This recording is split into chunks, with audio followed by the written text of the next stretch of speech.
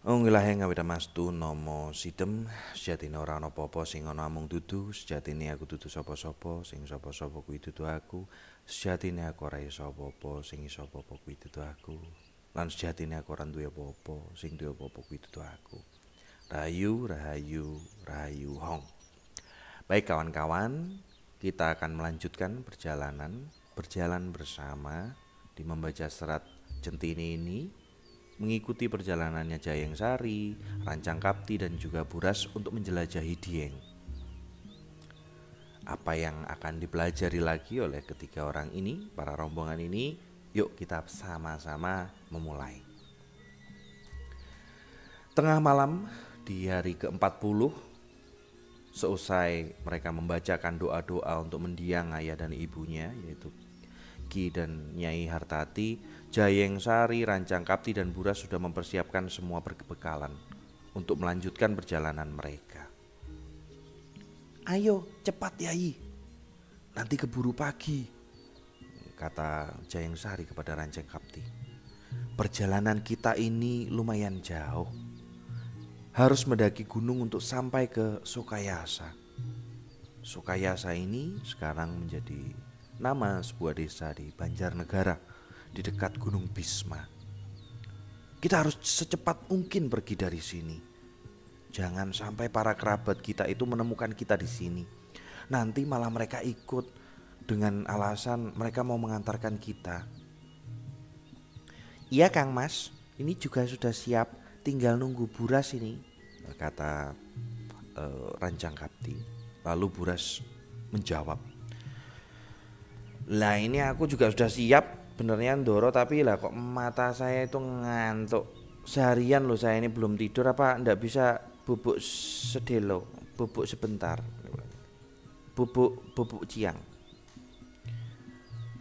Rancang Kapti akhirnya menyaut ketus gitu. Ya ndak apa-apa, kamu tidur aja dulu Buras. Tapi kami akan tinggal kamu sendirian di sini. Kalau sudah bangun kamu nyusul aja. Wah, katanya Rancang Kapti ketus. Kata Buras, wih lah kocur kalau begitu. Ya sudahlah, saya ndak jadi tidur. Ya wes ayo, kata Buras. Jayeng Sari akhirnya tersenyum melihat tingkah pola dua kawan rombongannya itu, kawan seperjalanannya itu, adik dan juga abdinya, dan mereka segera meninggalkan desa Seranggi. Berjalanlah mereka ke arah tenggara. Menjelang pagi mereka telah berada cukup jauh dari desa Seranggi. Mereka beristirahat sejenak untuk memulihkan tenaga. Sementara di desa Seranggi, pagi itu para abdi dari Pekalongan berdatangan. Namun mereka tidak menemukan Jayeng Sari dan juga dua adiknya di sana. Ditanyakan kepada juru kunci makam, dijawabnya bahwa selama 40 hari ini kakak beradik itu selalu berada di makam.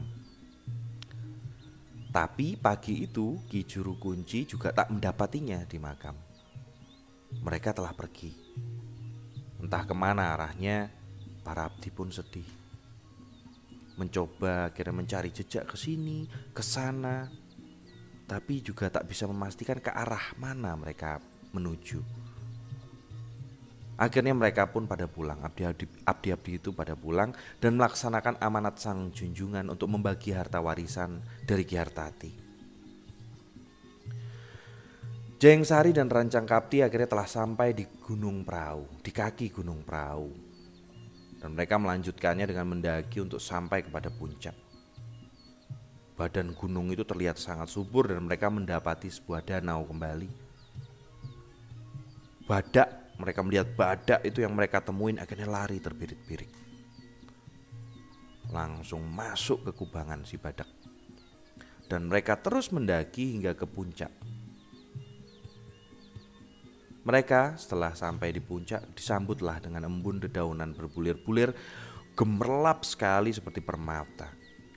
Udaranya sangat dingin dan membuat badan mereka menggigil. Buras mengeluh akhirnya. Aduh Ndoro, lah udaranya dingin sekali sampai-sampai saya nggak bisa membedakan loh ini dingin apa panas. Saking dinginnya. Tengah hari aja saya dingin kayak gini. Lah terus kalau pagi lah keprigen. Ah, 4 kali bisa jadi dinginnya. Lah tapi kok ada ya yang betah tinggal di sini. Lagi pula Paduka berdua ini loh kok sepertinya juga nggak merasa kedinginan. Apa nyimpen lemak? Enak aja gitu dari tadi jalan. Jayang Sari akhirnya menjawab, sudahlah Buras, kalau kamu abaikan nanti juga tak akan terasa dinginnya. Ayo terus jalan, ndak usah banyak mengeluh. Sama seperti setiap masalah yang kita hadapi dalam hidup ya. Kalau kita tidak merasakan dan kita bisa abaikan dan terus berjalan, nanti juga tidak akan terasa. Buras belum mau diam, masih gerwel dia. Tak lama kemudian ia berkata, saya ini sudah mencoba membuangnya, Doro. Tapi hawa dingin ini kok sepertinya ikut aja. Nempel tubuh saya ini loh. Bahkan menusuk ke usus-usus saya. Rasanya seluruh kulit dan tulang saya ini dirasuki hawa dingin seperti perempuan memeluk kekasihnya saja. Hawa dingin kok seperti jatuh cinta sama saya ini kepriken Den. Kakak beradik itu cuman geleng-geleng kepala melihat tingkahnya Buras. Dan Rancang Kapti sendiri sudah remaja sekarang. Tak terasa perjalanan sekian lama akhirnya Rancang Kapti sekarang remaja. Dia tak lagi suka merengek seperti dulu dan mereka turun dari puncak.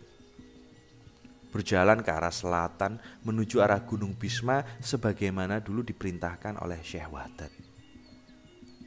Dari badan gunung tampak dari kejauhan sebuah perkampungan. Jayang Sari berkata, pepohonan di sana itu tampaknya menandakan sebuah desa. Ayo kita ke sana. Kita akan bertanya kepada penduduk di sana arah menuju Sokayasa. Mereka bertiga sampailah di sebuah ladang kentang tak jauh dari desa. Ada seorang laki-laki tua yang tampak berbeda yang bekerja di antara para penduduk lainnya. Jayang Sari mendekat dan bertanya, dan disambut langsung oleh laki-laki itu. Menunduk dan sambil bertanya, maaf Ger, kalian ini siapa, dari mana dan hendak kemana ya? Akhirnya Jayang Sari menjawab, nama saya Jayang Sari. Ini adik saya Rancang Kapti Ki. Kami datang dari Pekalongan, tujuan kami adalah desa Sokayasa. Pekalongan? Wah, tampaknya kalian berdua ini anak orang kaya. Siapa orang tua kalian? Ayah kami bernama Ki Hartati. Itu namanya Ki. Laki-laki itu langsung terperangah. Tapi seketika ketawa karena berkata dia, nama saya ini Ki Kentol Gunawan. Kentol Gunawan ya. Asal kalian tahu, ayah kalian itu sahabatku. Sudah lama sekali saya tidak bertemu, tapi setauku Ki Hartati dulu tidak memiliki putra. Kami ini adalah putra angkat Ki. Oh ya. Lantas bagaimana keadaan bapak dan biung kalian? Apakah mereka baik-baik saja? Jayang Sari menjawab, ibu kami sudah berpulang 1000 harian yang lalu. Sementara ayah kami baru saja berpulang, baru lepas dari 40 harian. Ki Kentol Gunawan kembali terkejut dan kali ini benar dia tidak bisa menyembunyikan raut yang sangat mendadak berbeda dari wajahnya. Jayang Sari melanjutkan, sebelum wafat ayah kami berpesan agar kami berdua ini pergi ke Sokayasa untuk mengabdi kepada seseorang yang mulia di sana. Makanya setelah upacara pemakaman Bopo Ki Hartati, kami tidak pulang ke rumah. Kami langsung pergi ke Sokayasa. Aku sama sekali tidak menyangka kalau dua orang tua kalian itu sudah tiada, Ger.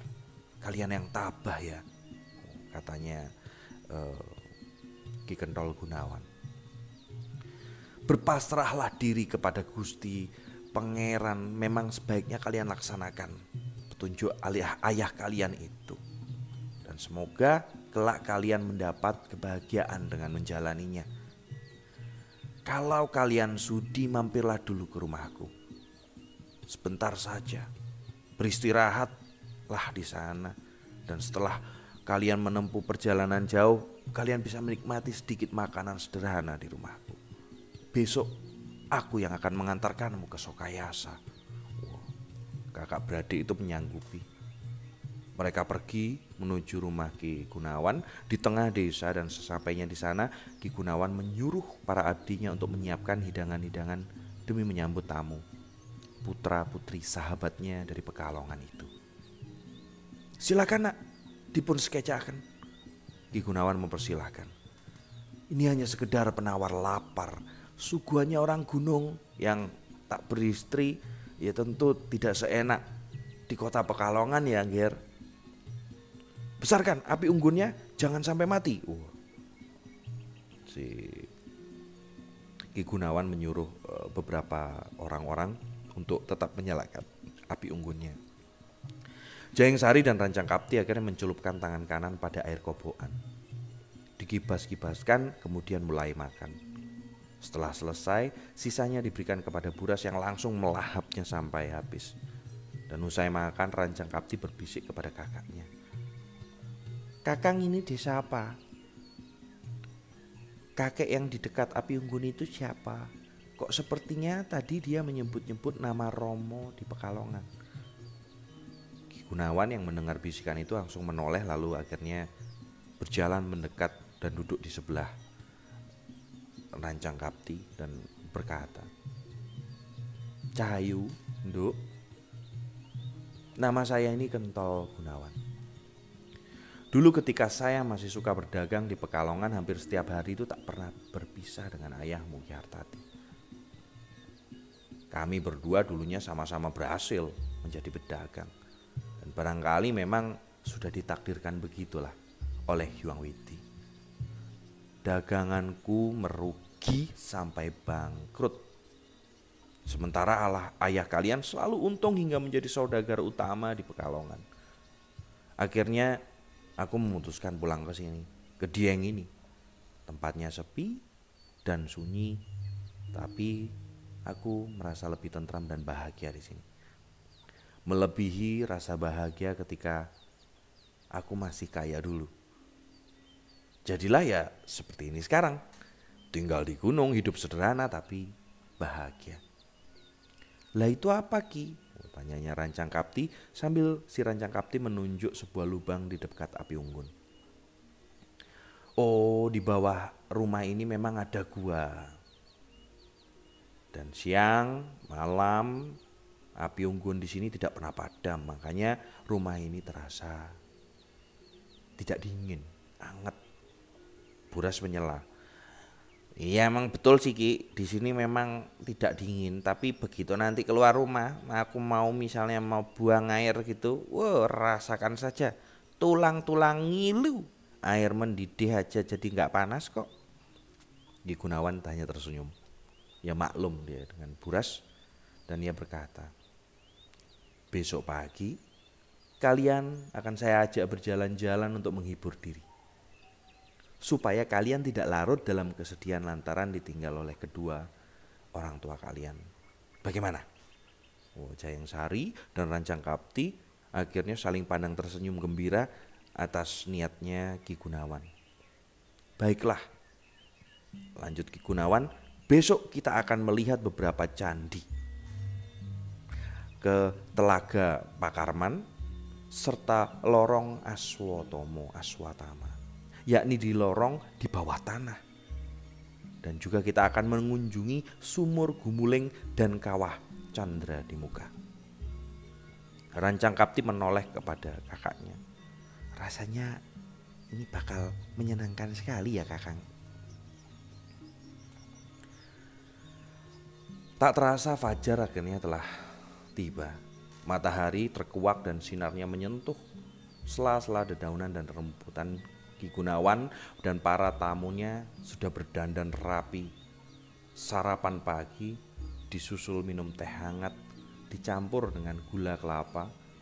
Dan usai sarapan Ki Gunawan berkata, "Yuk, Kita berangkat sekarang.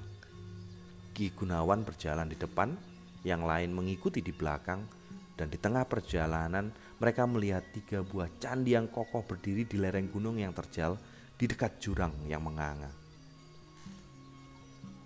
Dijelaskan akhirnya sama Ki Gunawan.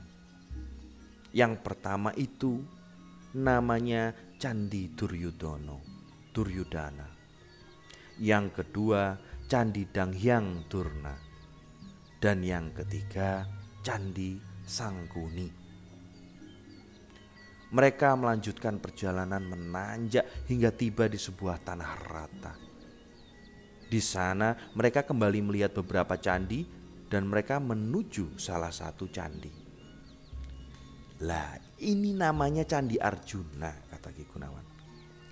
Di tengah-tengah Candi Arjuna itu terdapat batu besar berbentuk persegi yang dipahat halus. Dan di tengah batu itu ada lubang yang berisi toyo marto, air kehidupan yang sangat dingin. Di dekat situ juga terdapat sebuah candi, Candi Semar namanya. Di depan Candi Semar dan sebelah selatan Candi Arjuna ada sebuah candi lagi, namanya Candi Sumbodro. Candi ini lebih indah daripada yang lainnya.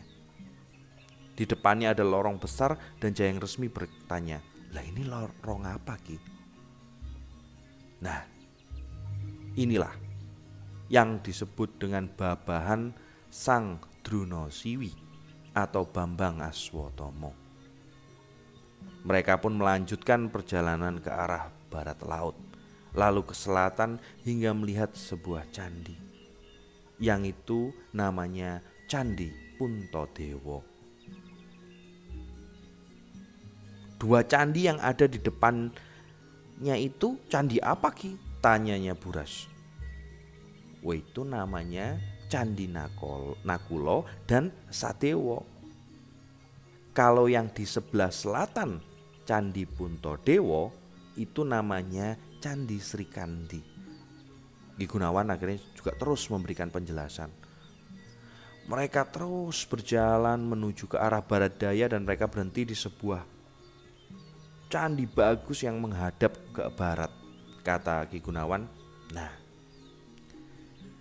ini namanya Candi Bimosunu atau yang disebut juga Gatotkaca. Yang di selatan itu, yang menghadap ke arah timur itu namanya Candi Werkudara. Bentuknya memang paling tinggi, besar, bagus dan terkesan berwibawa. Ya samalah seperti perawaan Raden Werkudara, gumamnya Buras. Beberapa candi telah mereka kunjungi, perjalanan dilanjutkanlah akhirnya ke selatan menuju sebuah telaga yang berwarna-warni seperti biang lala. Putih, merah, biru dan kuning yang berkilau-kilau tampak indah sekali dan pasti bisa menghibur hati yang gundah. Ini yang namanya Telaga Warna, nak. Dan mereka cukup lama ada di telaga itu. Akhirnya mereka berjalan ke sebuah telaga yang sangat jernih sampai dasarnya itu terlihat. Namanya adalah Telaga Tus. Setelah dari Telaga Tus mereka lanjut perjalanan ke sebuah telaga lagi. Ih, telaga apa ini, Ki? Kok airnya mendidih? Tanyanya Buras. Lah ini yang namanya Telaga Kidang. Ini yang namanya Telaga Kidang, nak Buras. Diberi nama seperti itu karena airnya meloncat-loncat seperti kijang. Puas melihat Telaga Kidang, mereka berjalan ke arah barat laut, menjumpai sebuah candi yang bangunannya bagus sekali tapi kesannya angker. Dan kata Ki Gunawan, kalau ini namanya Candi Kresno. Perjalanan belum selesai. Mereka masih berjalan ke arah barat dan dilihatnya lorong Aswatomo. Mereka memasukinya hingga tembus ke Candi Sumbodro. Dan setelah itu mereka tinggalkan candi itu, pergi ke arah timur hingga sampai ke sebuah mata air. Namanya Mata Air Bimolukar. Akhirnya mengucur sangat jernih. Airnya mengucur sangat jernih, menggoda kerongkongan untuk segera nyicip-nyicip, pengen merasakan air itu. Akhirnya Buras kan sudah tidak tahan dengan haus yang dia rasakan. Dia berlari menuju mata air itu dan dengan kedua telapak tangannya dia pakai untuk menampung air, ingin membasuh muka dan meminum airnya. Tiba-tiba Buras berteriak keras.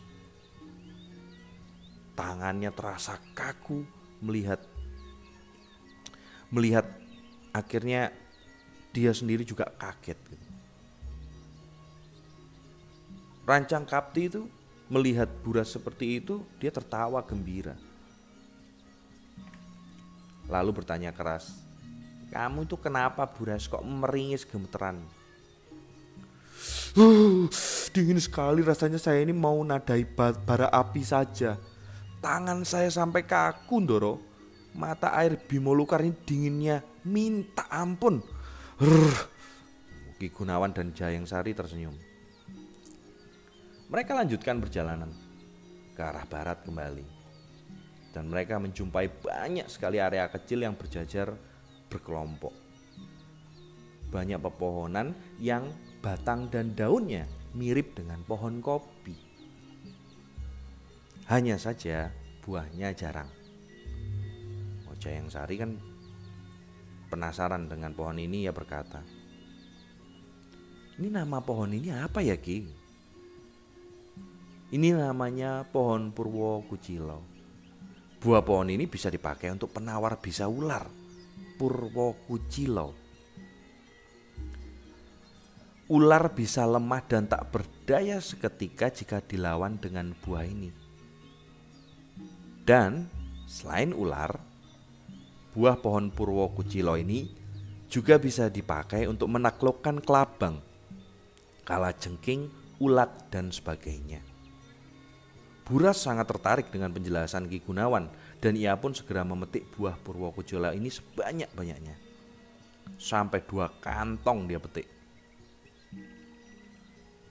Mereka akhirnya melanjutkan perjalanan sampai ke sebuah gunung yang terlihat sangat angker, namanya Gunung Pakareman. Di sana ada batu berbentuk datar yang lebar dan di atasnya berserak tulang belulang burung. Penasaran, Jayeng Sari bertanya, "Kok banyak tulang burung di sini, Ki?" "Iya, benar. Jadi gini, Nak. Burung apapun yang terbang di atas batu ini pasti akan jatuh dan mati. Makanya banyak tulang burung di atas batu ini." Setelah itu mereka berjalan menuju kawah Candra di Muka. Sebuah lubang besar di tengah gunung yang berisi air mendidih, berwarna kekuning-kuningan dan berbau menyengat sekali. Bau belerang. Tak seorang pun yang tahan lama-lama berada di bibir kawah, karena ya memang baunya seperti itu, bau belerang. Dan air di dalam kawah itu terus mengalir tapi tidak pernah berkurang. Tak lama kemudian mereka turun dari bibir kawah menuju lereng yang tanahnya lebih lunak dan berair yang bersambung kepada sebuah telaga. Di sepanjang jalanan lunak menuju telaga itu terdapat banyak burung belibis yang berkelompok-kelompok. Burung-burung belibis itu banyak bertengger di tepi telaga. Buras melihat sesuatu dari kejauhan lalu berkata dan bertanya kepada Gunawan, "Ki, apa yang kelihatan dari sini itu telur belibis ya?" "Nah, itu memang telur belibis, benar." "Boleh saya ambil, Ki?" "Silahkan," katanya Ki Gunawan. "Tapi tanah di sekitarnya sangat lunak, tak kuat diinjak. Ya kalau tidak untung kamu akan jeblos dan tenggelam entah berapa dalamnya." Mendengar keterangan itu Buras langsung bergidik, sementara Rancang Kapti malah cekikian.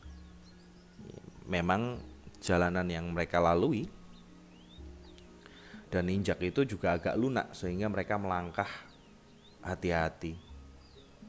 Setelah beberapa saat kaki-kaki itu menapak di tanah yang keras, lega terasa di hati, dan di sana mereka sudah mendekati sebuah sumur namanya Sumur Jolotundo yang sekelilingnya dipagari bambu. Tak ada yang diperbolehkan mendekati sumur itu karena berbahaya. Sementara di luar pagar tampak bersih rata. Ada beberapa taburan kembang dan bekas pembakaran dupa. Gunawan menjelaskan bahwa setiap malam Anggoro Kasih atau Selasa Kliwon banyak orang yang datang ke sini untuk melakukan tirakat.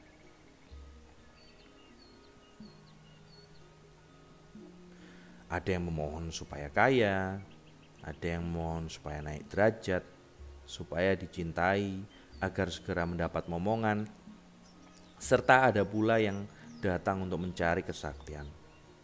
Caranya adalah sore harinya mereka membakar dupa, lalu malamnya memasukkan sebuah timba ke dalam sumur dengan disertai pemberat batu agar tenggelam. Tanda-tandanya terkabulnya permintaan itu jika baru 2 depa saja itu sudah dapat air. Adapun permohonan yang tak terkabul adalah ya ditandai dengan tidak mendapatkan air. Jadi malamnya itu memasukkan sebuah timba itu. Meskipun sudah puluhan depa, kalau misalnya memang permohonannya tak terkabul, dia gelindingkan timbanya, gak akan ada air. Buras bertanya, lah kalau misalnya mendapatkan air dari menimba, lantas air itu untuk apa Ki? Ya diminum seketika. Boleh dibawa pulang, tapi tidak boleh dipakai untuk apa-apa selain sebagai bagian dari srono saja. Hanya srono, sarana. Buras penasaran, lalu akhirnya dia mendekat untuk melihat kedalaman sumur. Belum sempat ia melongok, bulu kuduknya merinding takut bukan main. Lalu ia urungkan niat untuk melihat kedalamannya. Di dekat sumur itu ada sebuah selokan kecil yang mengalirkan air dari gunung. Dan aliran itu tidak mengarah ke sumur tapi menjauh. Dan mereka melihat semua yang ada di situ sampai mereka puas. Dan tak terasa sore akhirnya telah menjelang. Ki Gunawan berkata, "Nah, Ger, Duk, semua tempat keramat yang ada di Dieng ini sudah kita lihat. Tak ada satu pun yang terlewatkan. Sekarang sebaiknya kita pulang. Nanti kemalaman. Kalau malam dinginnya minta ampun. Tubuh kalian bisa kaku nantinya." Berempat mereka akhirnya meninggalkan Sumur Jolotundo menuju ke rumah. Dan sesampainya di rumah, mereka langsung masuk ruang tengah dan sudah siap aneka jamuan tertata rapi oleh tangan para abdi yang sengaja dipesan oleh Ki Gunawan untuk menyiapkannya. "Ayo, kita sama-sama menikmati makanan ini," katanya Ki Gentol Gunawan. Dan seharian itu Genduk Rancang Kapti ini tidak makan, tentu sudah kelaparan. Seharian melihat candi dan tempat-tempat yang bagus nih, gembira ternyata si Rancang Kapti ini.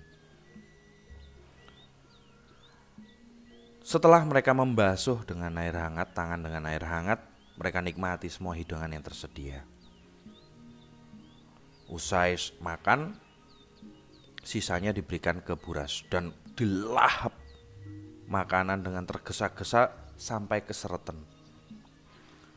Lalu minta minum, diberinya minuman air panas. Langsung ia minum, rasanya seperti air hangat. Gelegek, tapi bibir dan lidahnya melocot. Jayeng Sari yang sudah selesai makan bertanya kepada Ki Gunawan, "Candi-candi tadi itu sangat indah ya Ki? Ada candi Duryudono, Druno, Suman, Puntadewa, Arjuna, Nakula, Sadewa, serta Bima dan Krishna. Di depan candi-candi itu saya lihat ada batu datar berbentuk persegi yang disangga dengan batu umpak. Lalu di sekelilingnya ditata batu berbentuk bulat yang diukir dengan motif tumbuhan meliuk-liuk. Nah itulah nak, keindahan candi-candi yang ada di Dieng. Terus di tengah-tengah batu datar persegi itu juga saya lihat ada tulisan yang indah loh. Tapi saya tidak tahu bahasanya. Apa isinya Ki? Jawabnya Ki Gunawan. Itu adalah tulisan sastra Buddha sebagai peringatan dan penggambaran tentang watak dari candinya. Tapi akan lebih bagus jika ada tambahan tulisan Jawanya ya Ki. Iya, tapi kan ditulis zaman dulu.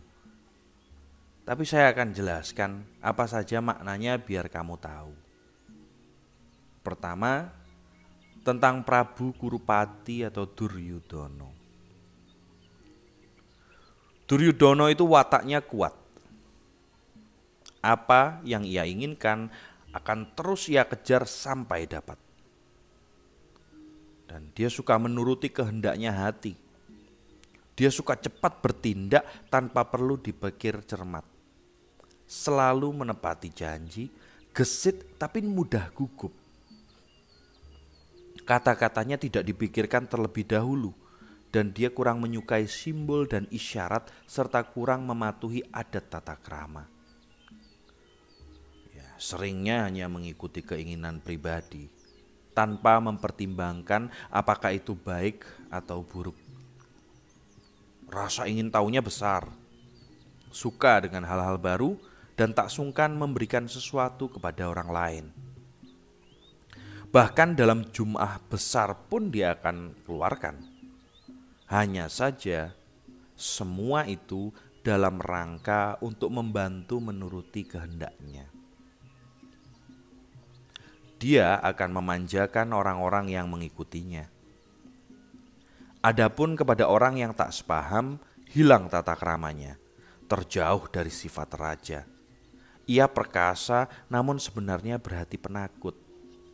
Dia suka menunda-nunda sesuatu tanpa didasari pengetahuan. Jika diam, ia bagaikan patung. Kemauannya sulit sekali ditebak, sehingga sering ragu-ragu memutuskan antara ya dan tidak. Dia sangat suka pada kesenangan berupa wanita, kemuliaan, serta perhiasan emas permata. Hingga untuk mendapatkan itu semua, ia rela merendahkan diri dalam kehinaan. Ia menganggap diri unggul layaknya Hyang Suksma saja. Kehendaknya harus dituruti seperti halnya Sang Hyang Widi yang harus dituruti aturannya. Demikianlah perwatakan dari Prabu Kurupati atau Duryudana sang raja dari Hastinapura. Berikutnya adalah patihnya Hastina yang bernama Arya Sangkuni. Watak dasarnya itu dia tidak suka pada kelebihan orang lain. Inginnya merendahkan. Selalu mencela dengan kata-kata langsung terhadap apa yang dilakukan orang lain. Hingga membuat sakit hati. Tingkah laku orang lain selalu ia cela. Tak ada sesuatu milik orang lain yang berkenan di hatinya. Meskipun itu benar dan baik, ia akan terus mencari celah yang bisa ia cela. Kebiasaannya adalah suka menunjuk-nunjuk orang lain, mencari kambing hitam. Gayanya adalah memonyongkan bibir dengan muka mengejek. Kalau tak berkenan mudah marah. Setiap pembicaraannya tentang orang lain selalu mengarah pada cela dan ejekan.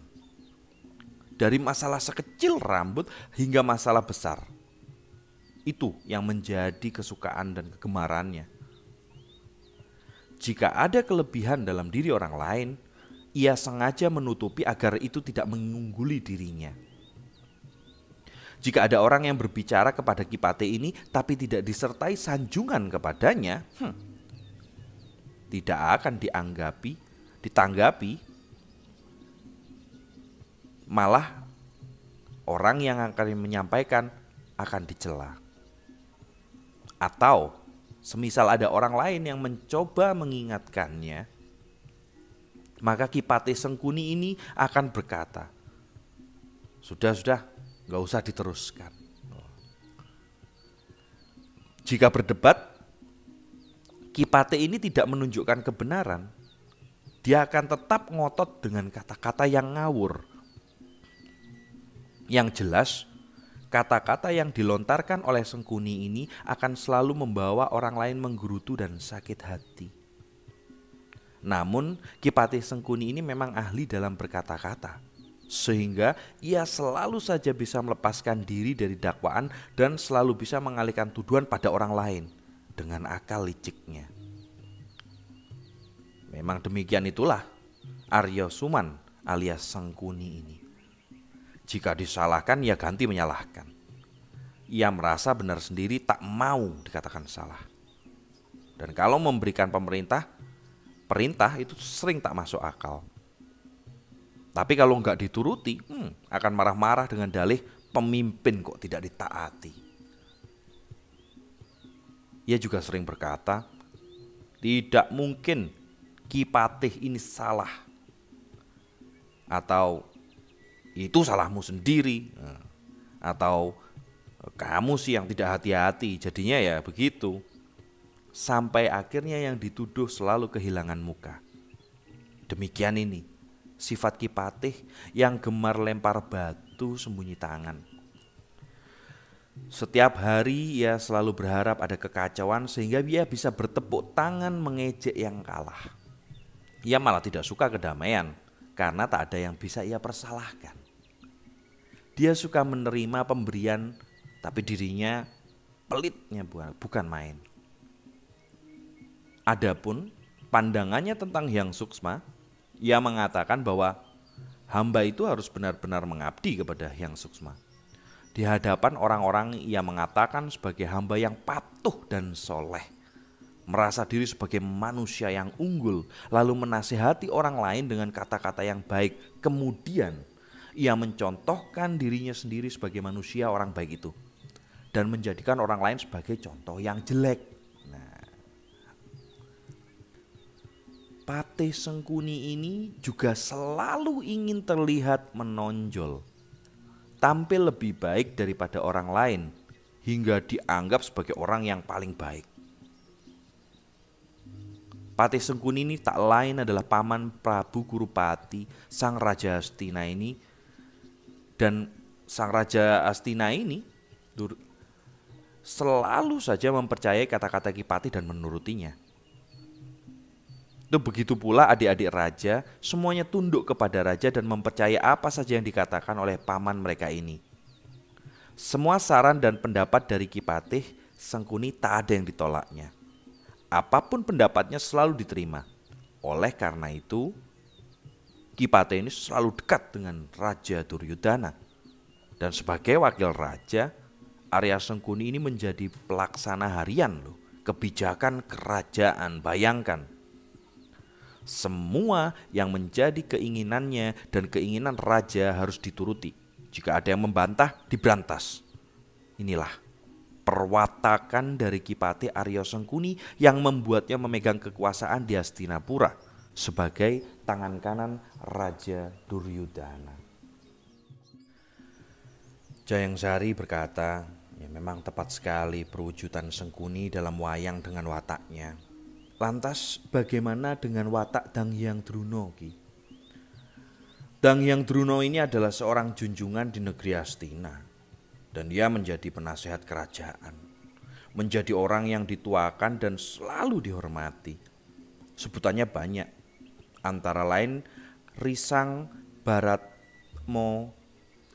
Baratmadya Sunu dan Bambang Kumboyono dari negeri Ngatasangin di Jawa. Di Jawa, ia dikenal dengan sebutan Dang Hyang Druno dari Padepokan Sokolimo, bagian dari wilayah negeri Hastina. Dan sebagai seorang pendeta, ia memiliki daya linuih yang sangat mumpuni. Adapun pandangannya terhadap Hyang Widi, ia sangat memuji dan memuliakannya dengan harapan agar bisa menguasai perkara-perkara yang kasar maupun yang halus. Dia juga sudah sampai pada derajat ilmu ngerogo sukmo. Karena dengan jalan ini, maka manusia bisa memiliki daya kekuatan. Dia juga sudah sampai pada tingkatan ilmu keyakinan bahwa antara manusia dan Hyang Purbawisesa itu saling berkaitan. Manusia ini semata hanya menjalankan ketetapan Hyang Purbawisesa saja. Apik ceritanya. Oke, lanjut. Perwataannya terhadap sesama makhluk, ia selalu berhati-hati dalam berkata-kata. Berusaha mencari kata yang terbaik agar apa yang ia ucapkan tidak dijadikan sasaran serang bagi orang lain. Ia sering memakai kata-kata yang bercabang, yang memiliki makna-makna simbol, namun hanya kata-kata terakhirlah yang menunjukkan tujuan aslinya. Kata-kata itu ia susun dengan indahnya, seindah mungkin, supaya orang lain terkesan dan mau menerimanya. Dan sulit bagi orang untuk mengetahui maksud sebenarnya dari kata-katanya, tapi lantaran dikemas dengan bahasa yang menarik, maka orang pun menyukainya. Ya, tak jarang memang terselip kebohongan di dalamnya untuk menghindari bahaya atau membuat untaian kata yang seolah berbeda dengan tujuan yang ia harapkan. Maknanya mendua. Dang Hyang Drona melakukan hal ini karena dulunya ia sering berbuat dan berkata sembrono tanpa dipikir terlebih dahulu, sampai akhirnya ia menyesal seumur hidup. Lantas ia tersadar, dan mulai saat itu ia selalu berhati-hati dalam kata, dan apa yang dia lakukan hanya untuk menghindari salah. Caranya ya begitu itu. Memutar-mutar dulu, memilih kata yang sesuai atau menyamarkan maksud agar terhindar dari kesalahan. Jayeng Sari bertanya, kesalahan apa itu, Ki? Kisahnya begini. Dulu, sewaktu masih berada di ngatas angin, Pendeta Drona itu tidak mau menggantikan kedudukan ayahnya sebagai penguasa di ngatas angin. Ia memilih jalan bertapa dengan mematikan nafsu ragawi untuk mencapai kesempurnaan jiwa. Tidak makan, tidak minum, tidak tidur, dan menghabiskan waktu hanya untuk bersamadi saja. Dan sebenarnya ia juga tidak enak hati kepada ayahnya. Namun hasrat untuk menjadi seorang pertapa sangatlah menggelora. Hingga suatu hari ada wangsit dari Dewata, bunyinya, "Hai Drona, jika memang kamu sudah begitu mantap untuk menggapai kemuliaan hidup sebagai orang suci, tinggalkanlah tapamu ini. Pergilah kamu ke Jawa, dan di sana ada seorang raja yang menjadi kekasih Dewata. Dia mendapat anugerah dari Hyang Jatiwisesa. Dia sejatinya juga seorang pertapa. Hanya saja tapanya disamarkan dalam bentuk sikap merendahkan diri kepada sesama. Namanya adalah Pandu Dewanata, Raja Hastina. Sudah menjadi ketetapan Dewata bahwa barang siapa yang mendekati dan membimbing putra-putra dari Pandu Dewanata, maka akan mendapat anugerah dari Hyang Agung.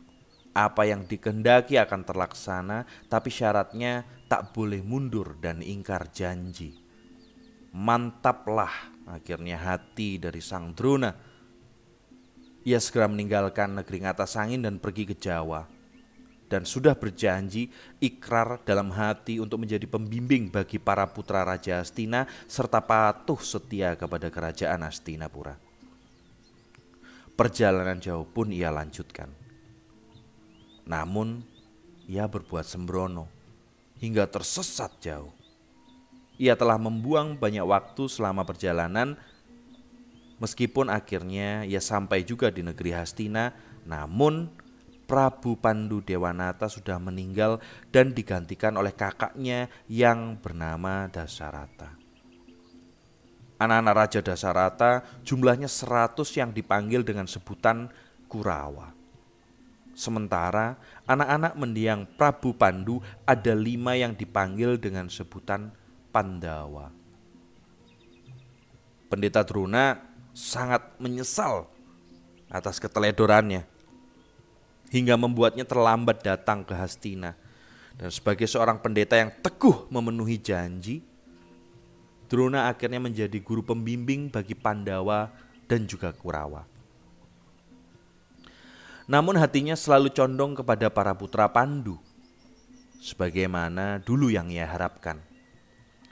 Namun hati Drona luluh juga kepada para Kurawa demi melihat mereka juga sangat menghormatinya.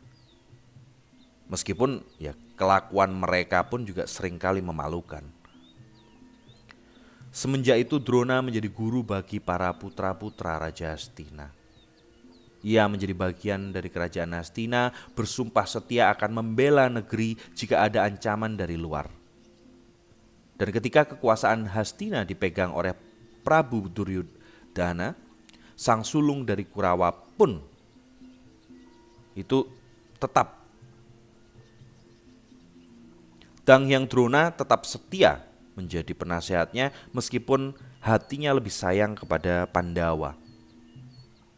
Apapun yang akan dihadapi nantinya, Resi Drona tetap setia pada ikrarnya dahulu bahwa ia akan tetap membela Hastina. Tak akan mundur selangkah pun walau apapun yang datang.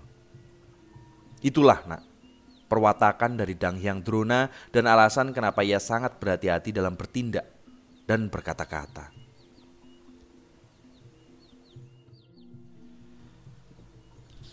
Jayeng Sari mencerna penjelasan dari Ki Gunawan dan lalu Ki Gunawan melanjutkan penjelasannya. Sekarang aku akan menjelaskan tentang sifat dari 5 putra Pandu yang dipanggil Pandawa. Putra sulung berjuluk Sri Iswara Cintakapuri. Dia menjadi raja di kerajaan Amarta bergelar Prabu Dharma Kusuma atau Prabu Yudhistira. Ia memiliki banyak sekali sebutan, yakni Puntadewa, Dwijakangka, Dharmawangsa, Gunata, Likrama, dan Cintakapura. Kerajaannya adalah Amarta. Juga memiliki sebutan lain, yakni Kerajaan Banata Kawaesa. Putra Pandu yang kedua adalah Risang Bayusunu. Disebut juga dengan panggilan Raden Arya Bratasena, Werkudara, Kusuma Yuda, dan Bima. Perawaannya tinggi besar. Julukannya adalah Satria Jodipati, lantaran ia bertahta di Kasatrian Jodipati yang masuk bagian dari Amarta. Putra ketiga Pandu adalah seorang satria pemberani, bertahta di Madukara, namanya Dananjaya. Aku pakai A aja ya biar enak. Ia disebut juga dengan panggilan Pandusunu, Palguna, Arjuna, Parta, Endraputra, Raden Janaka, Jahnawi, atau Pamadya. Ia juga memiliki nama Prabu Kariti. Tapi nama ini khusus dipakai ketika berada di dalam surga Tejomoyo. Dihadap oleh para bidadari. Lalu kemudian ada 2 putra kembar Pandu yang merupakan adik dari ketiga satria tersebut adalah Nakula dan Sadewa. lengkap sudah jati diri dari 5 keluarga Pandawa. Adapun perwatakan mereka adalah seperti ini. Sri Dharma Kusuma, sang putra sulung dari Pandawa, ia merasa dalam hati bahwa dirinya tak lebih hanya sekedar seorang kawulo, hamba saja.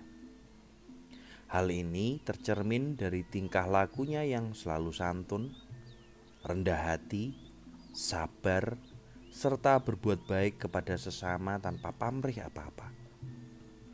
Hatinya bersih, tak pernah menyakiti orang lain. Apa yang diminta oleh orang lain akan ia kabulkan. Kata-kata yang terucap dari bibirnya bernada tenang, lembut, pelan, dan penuh tata krama. Ora kublas sih. Tak ada yang menyinggung atau melukai orang lain. Dia tak pernah mencela orang lain, selalu mendorong niat baik orang lain. Dia tak pernah marah serta pemaaf. Dan jika berkata-kata, selalu ia lakoni sendiri.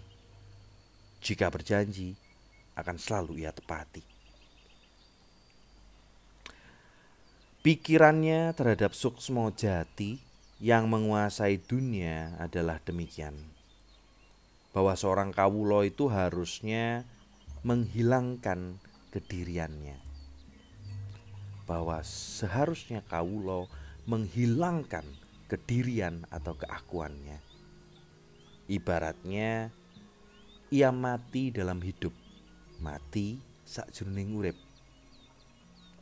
yakni mematikan nafsunya hingga menjumpai kemuliaan keadaan lahir dan batin haruslah suci. Mungkin ini kalau misalnya dari aku sendiri pendapat pribadi, mematikan nafsu pastinya kita tahu ya bagaimana caranya mati nafsu ya tidak bisa. Tapi kita bisa meredam nafsu yang akhirnya destruktif untuk diri kita. Lalu kita lanjut. Ibaratnya ia mati dari dalam hidup dan lahir batin itu haruslah suci, haruslah bersih. Ia bagaikan berlayar di dalam samudra. Sementara samudra itu sendiri selalu tetap. Samudra itu sendiri selalu tetap. Ia tak dapat diubah oleh apapun. Oleh anyir, oleh basin, oleh harum, kotor, bersih, semuanya bisa masuk samudra tanpa pernah ditolak. Namun samudra tetaplah seperti sifat awalnya, sifat asalnya, tak terpengaruh oleh semua yang masuk ke dalam samudra.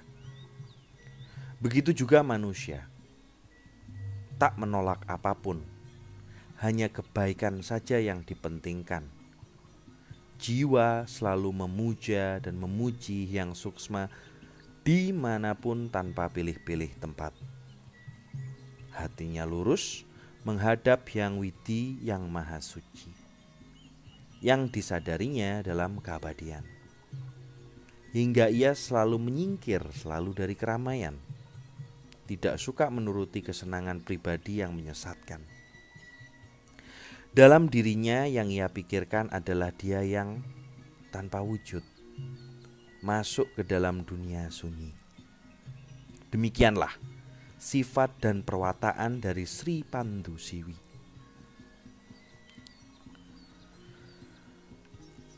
Lalu sekarang kita akan beralih ke sifat dan perwataan Bayu Siwi.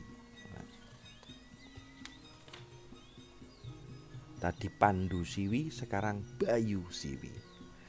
Ya, dia adalah Raden Arya Werkudara yang juga berjuluk Bratasena. Ia adalah orang yang kaku namun teguh pendirian.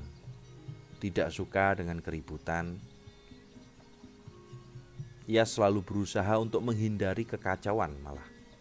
Tapi kalau memang diwarahi atau dipaksa, ia pantang untuk mundur, dan kalau sudah terbentur, hatinya akan kukuh untuk melawan. Tak segan ia meremukkan apa saja, tak ada yang ditakutinya. Tatapannya lurus ke depan, seakan tanpa penghalang. Artinya, ia akan kukuh jika sudah memiliki tujuan tertentu. Tak ada yang bisa menghalanginya. Tak ada alasan ini atau itu yang bisa menghentikan niat-niatnya. Bahasanya sangat sederhana, lugas dan tanpa cabang. Dan ia tak suka berbahasa basi. Ia memiliki semboyan, ini dadaku, mana dadamu. Ia memang tidak banyak bicara. Siapa yang berbuat baik kepadanya akan ia balas dengan kebaikan.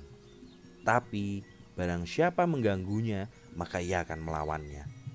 Akan mengamuk meskipun dikeroyok, dia tak akan pernah gentar. Ia juga berpendirian keras, tak gentar pada bahaya, tak lemah oleh halangan. Semua akan diterjangnya jika sudah memiliki niat kuat. Arya Sena ini orangnya setia pada ucapan. Apa yang telah ia katakan tak akan pernah ia cabut. Dan bila sudah meyakini suatu kebenaran, maka nyawa pun akan dipertaruhkan. Tak mudah ia untuk digoda, dirayu, dibujuk, bahkan dewa sekalipun tak bisa menghalangi langkahnya. Adapun pandangannya terhadap Hyang Wisesa, dia sangat meyakini akan Sang Bathara Linuwih sebagai diri yang sempurna, yang tanpa rupa namun menguasai dan meliputi segalanya. Bimasena telah menyatu dengan Hyang Wisesa, yakni menyatu dalam sifat-sifat baiknya, sehingga segala tindak tanduknya selalu lurus, tidak melenceng, murni, dan tak akan berubah arah jika sudah berniat tentang segala sesuatu.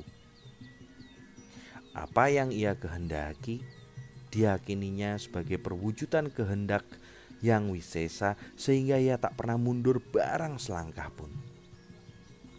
Ia akan terus mengusahakan sesuatu yang sudah menjadi tekadnya sampai berhasil.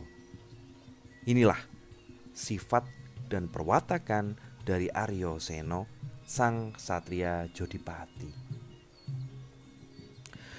Selanjutnya adalah sifat dan perawaan keluarga Pandawa yang ketiga. Ya, dialah Raden Arjuna yang memiliki banyak sebutan. Raden Pamade, Padian Pamadi,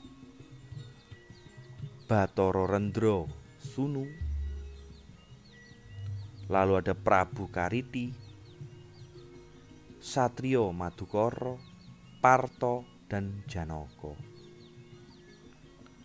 Ia memiliki kepandaian di atas rata-rata, sakti mandraguna, berani di medan laga, mahir dalam siasat perang, teguh hati, tak pernah bimbang, sabar dan tidak tergesa-gesa. Dia waspada pada sesuatu yang samar dan tak pernah lalai pada sesuatu yang penting. Tidak sombong sehingga terkesannya tidak tahu apa-apa. Menguasai segala olah senjata dan menjaga kehormatan diri hingga menjadikannya dihormati. Dia dikenal di seluruh dunia dengan panggilan Dananjaya. Memiliki budi yang halus, berwawasan luas, ringan tangan, suka menolong untuk membantu kerepotan orang lain tanpa pandang bulu. Bahkan dewa atau bidadari pun akan ia layani jika memang membutuhkan bantuannya. Gaya bicaranya menarik, wajahnya bercahaya, terampil dalam berbahasa dengan tutur yang lembut, bernada merayu, sehingga orang yang mendengar atau diajaknya bicara akan tertarik dan langsung menyukainya. Ujar lisannya manis, menembus hingga ke relung hati yang diajak bicara, hingga yang mendengar itu akan tergetar oleh suaranya. Ya, dasarnya memang ia berparas tampan, berperawakan sedang, masyhur sebagai laki-laki rupawan. Bentuk tubuhnya sekilas memang tampak gemulai dengan kulit yang halus terawat. Namun pembawaannya tenang berwibawa. Terkesan banyak berpikir, tidak banyak bicara dan tertawa. Tapi senyum hangat sering tersungging di bibirnya. Romannya manis, memancarkan cahaya bagaikan rembulan yang sedang terang. Dipadu dengan olah suaranya yang sangat tertata. Budi dan nalarnya memang berbeda dari manusia kebanyakan hingga membuat wanita banyak tergila-gila pada dirinya. Wajar jika pasangannya atau istrinya itu banyak. Sampai ada yang menyebut itu 1000 jumlahnya. Namun begitu, ia tak pernah menyakiti wanita. Wah, kalau diteruskan sehari semalam tak akan usai sekedar menggambarkan keelokan jasmani dan budi Raden Arjuna ini, nak. Arjuna sang Indraputra ini bisa mengatasi keadaan. Ia selalu tenang, tidak gampang panik. Ia juga kuat bertapa, berhati tulus jernih, tidak mudah digoda yang bisa mengusik hatinya. Adapun keyakinannya pada Hyang Tunggal bahwa Yang Kuasa itu merajai segala sesuatu dengan sifat kebaikannya, tak disela oleh perbuatan jahat. Kebaikan ini sangat selaras dengan sifat cinta kasih. Keduanya adalah satu kesatuan namun juga saling berdiri sendiri. Sesuatu dibuatnya lentur, tidak kaku sehingga bisa diterima banyak pihak. Namun, prinsip tetaplah harus dipertahankan. Bila ya, maka harus ya. Jika tidak, ya harus tidak. Namun yang sukar saja bisa dipermudah. Yang sana bisa jadi sini. Istrimu ya istriku, tapi istriku ya milikku sendiri. Demikianlah sifat dan watak Satria Dananjaya yang bertahta di Madukara ini. Dua keluarga Pandawa yang terakhir adalah Nakula dan Sadewa. Dua saudara kembar yang menjadi bungsu dari berlima ini. Keduanya memiliki sifat dan perwatakan yang hampir sama. Tenang, kalem. Hasratnya hanya kepada Yang Purbawisesa. Tidak memiliki kehendak dan keinginan hingga terkesan lemah. Tak ada yang dituju dalam hati. Tak ada bedanya antara susah dan gembira. Semua ia jalani atas dasar kehendak yang maha luhur. Asem, ini keren nih. Ini simbol sekali loh. Keduanya memiliki hati yang lapang, tidak mudah sakit hati lantaran sudah mampu mengatasi kehendak. Nakula dan Sadewa memang ahli lelaku dalam hal mengatasi kehendak, keinginan. Keduanya berusaha hingga berhasil mengatasinya.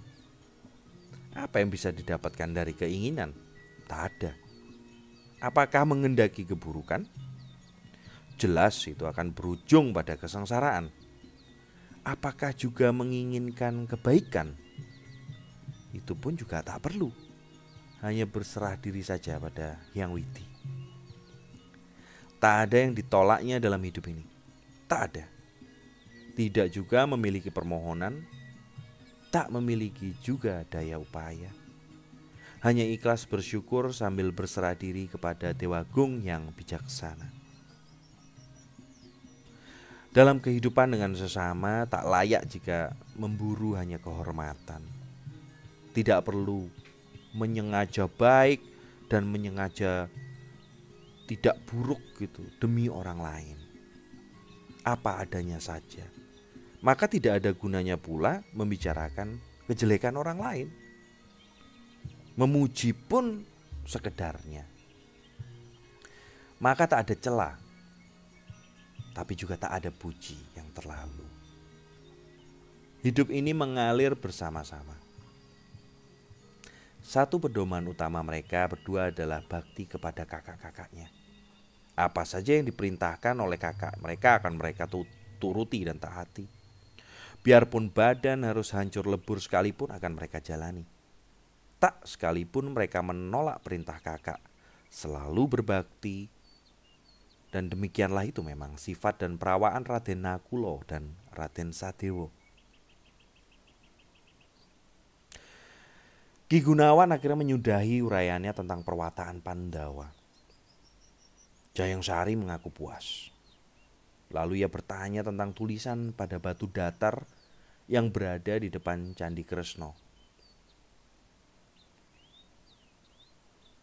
Ki Gunawan kembali berujar, Kresna itu berparas tampan. Dia selalu dekat dengan Pandawa. Kresna memang saudara sepupu dari pihak perempuan dengan Pandowo. Dan ia berjanji pada diri sendiri untuk selalu dekat dengan kelima kerabat sekaligus sahabatnya itu.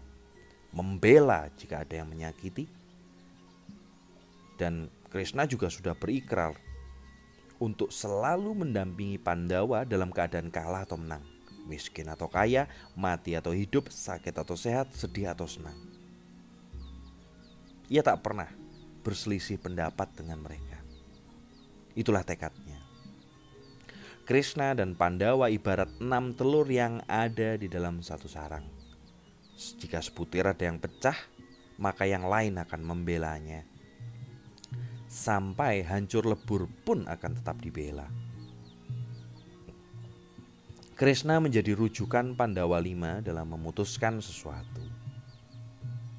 Menjadi tujuan pertimbangan yang dihormati. Inilah gambaran dari Kresna yang bergelar Sri Raja Danardana atau juga Prabu Padmanaba, Batara Kresna, Wisnumurti, Kesawa, Narayana yang bertahta di Dwarawati. Ada yang mengatakan kalau Pandawa itu ada 6. Dengan Wisnumurti ini sebagai saudara ke-6-nya. Ya ini tak lain lantaran Sri Kresna dan Raden Janaka itu keduanya merupakan satu kesatuan yang tidak terpisahkan. Keduanya adalah penjelmaan dari Dewa Sang Hyang Suman.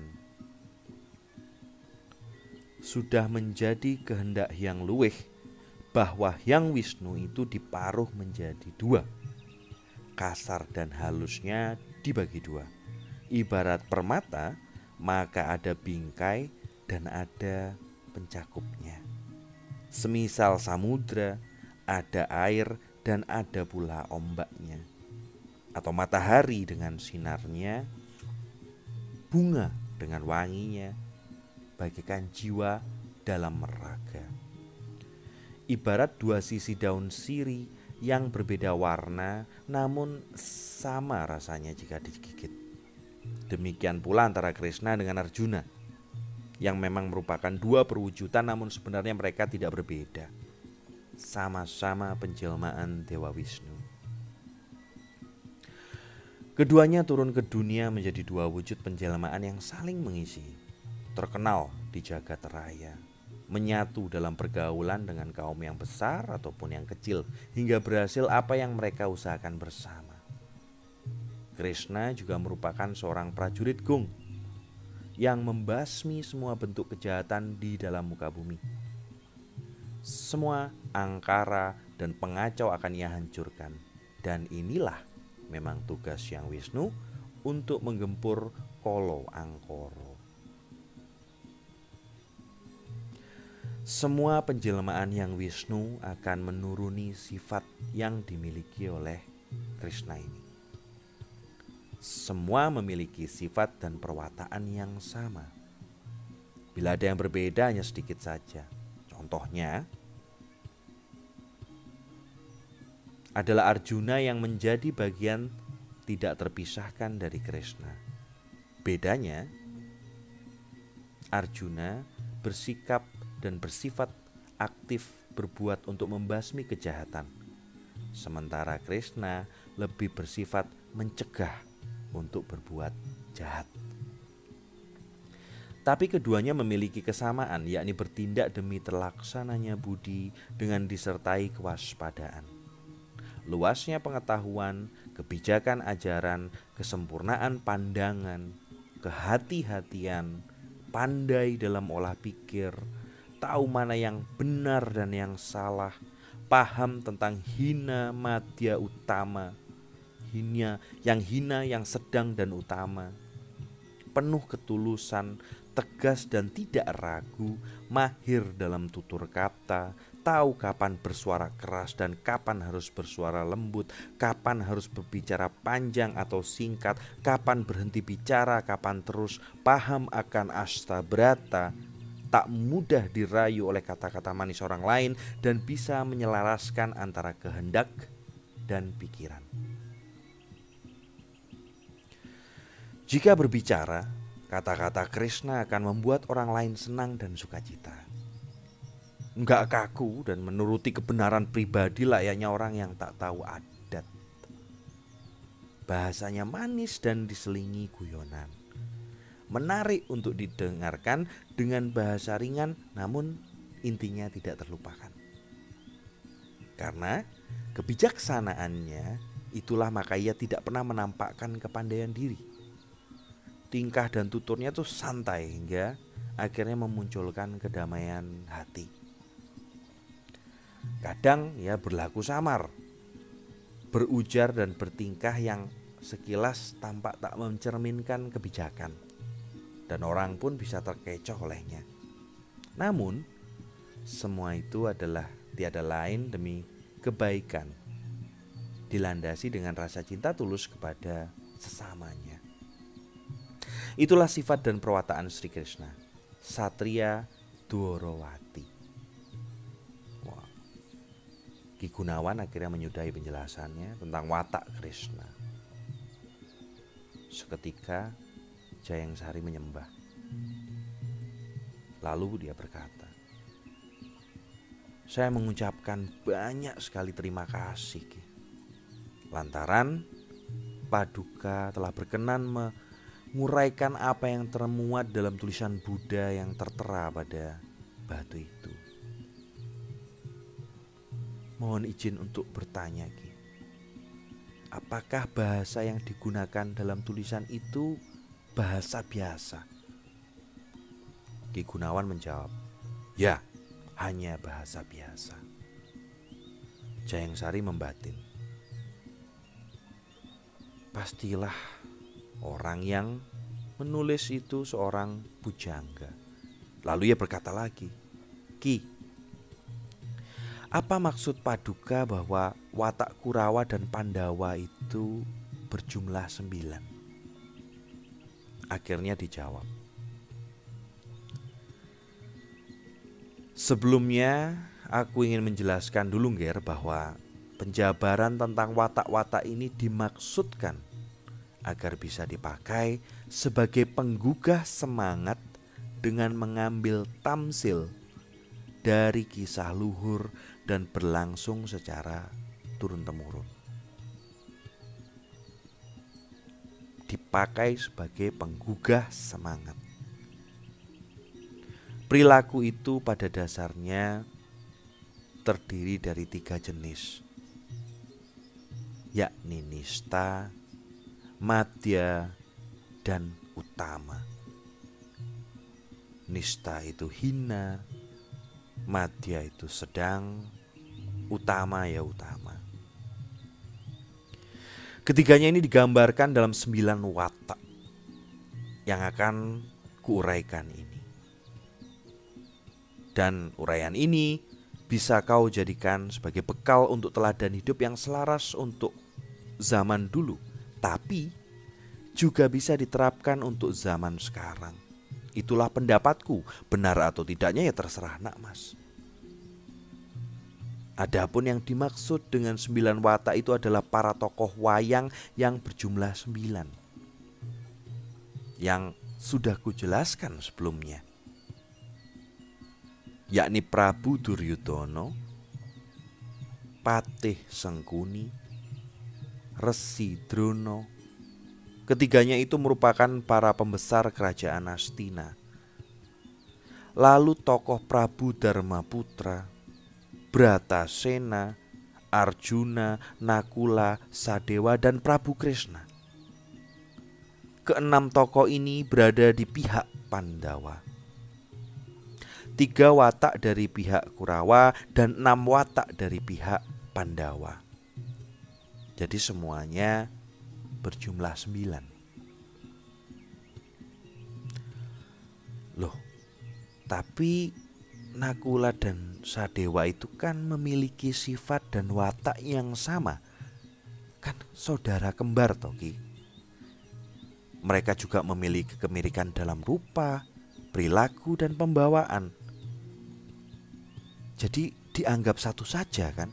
Jumlahnya tidak lagi 9 tapi 8. Nah, katanya Jayang Sari. Lalu dijawab lagi. Nah, sifat dan watak yang 8 itu bisa dirampingkan lagi menjadi 5, nak. Pertama, wataknya air, yakni wataknya Sangkuni dan Prabu Yudhistira. Watak Sangkuni dan Dwijayangka ini atau Yudhistira itu juga mirip. Maka dianggap sama meskipun dalam pandangan yang berbeda. Kehendak hati mereka itu sama karena berasal dari unsur yang sama, yakni air. Tapi Sengkuni itu ibarat air yang kotor, tidak mengalir, penuh kotoran karat, tertimbun aneka macam sampah, menggenang, tak ada saluran pembuangan, serta penuh limbah dan lumpur. Dendam masa lalu, kenangan masa lalu, romantisme masa lalu yang terlalu berlebihan, masalah-masalah yang akhirnya dipikirkan, atau masalah-masalah yang sebenarnya tidak ada tapi diada-adakan. Itu mungkin maksudnya ya. Ikan tawar tidak akan kerasan tinggal di situ. Kalaupun ada paling-paling hanya lele truno yang berbisa, yang jika mematil akan menyemburkan racun, atau ular air yang bermunculan. Beranak pinak tak akan terbilang jumlahnya. Sementara Yudhistira Raja Amarta itu seperti air sumber. Dia menyembur, mengalir jernih bercahaya, diberi saluran hingga mengalir saja terus-menerus. Rata mengenangi sawah dan ladang, yang memang dasarnya berasal dari sumber yang bersih. Sedikit sekali kotorannya, maka di dalam air itu banyak terdapat ikan mas, gurame, sepat, dan tombro. Semua ikan itu merasa nyaman, banyak makanannya seperti lumut dan ganggang, hingga kerasan akhirnya tinggal di sana. Perbedaan antara Sengkuni dan Darmaputra itu adalah seperti itu. Abdi tetaplah abdi, raja tetaplah raja. Air kotor jelas berbeda dengan air jernih yang bercahaya. Keduanya berbeda ketika dilihat. Yang kotor itu gelap sementara yang jernih itu terang. Tapi kedua-duanya sama-sama air. Ini aku berharap kita bisa mengulang-ulang ini karena ini bagus sekali sih. Bagus sekali untuk perenungan kita. Oke, lanjut. Sak jam gitu wesan. Kedua adalah watak api, yakni wataknya Aryasena dan Duryudana. Jika diumpamakan api, Duryudana itu ibarat api sanglat yang berkobar-kobar tak karuan yang memunculkan kebakaran hebat. Tidak diketahui asalnya, tiba-tiba api itu datang dan melalap apa saja yang ada di dekatnya. Jika menyala itu berkobar-kobar sampai membuat hati itu orang berdebar dan bingung. Jika tak menyala, berasap terus-menerus yang memunculkan kekhawatiran. Sementara Aryasena itu ibaratnya api mulat yang menyala tenang, menyala terus-menerus tanpa pernah padam, terang dan tenang cahayanya sehingga bisa dijadikan sebagai obor untuk mengusir kegelapan. Orang yang melihatnya juga tidak merasa khawatir atau takut, malah terbantu karena diterangi. Jika mendengar api sanglat, tentu orang yang akan langsung gugup. Hatinya bergejolak lantaran, wah ini pertanda bahaya besar. Tapi jika mendengar api mulat, maka hati orang akan menjadi tenang lantaran api itu bermanfaat bagi kehidupan. Api sanglat dan mulat itu sama-sama api, namun berbeda wataknya. Demikian pula Duryudana dengan Aryasena. Mereka adalah sama-sama satria, masih bertautan saudara, namun berbeda perangai dan sifatnya. Ketiga adalah wataknya bumi, yakni watak yang dimiliki oleh Resi Drona dan Arjuna. Kumbayana dan Permadini memiliki watak yang sama. Cita-cita hatinya sama, tetapi berbeda hasilnya. Seumpama tanah, Drona itu adalah tanah lincat yang kotor, banyak ditumbuhi hama rumput, becek jika kehujanan, hingga membuat orang terpeleset jatuh, kering dan keras jika kepanasan.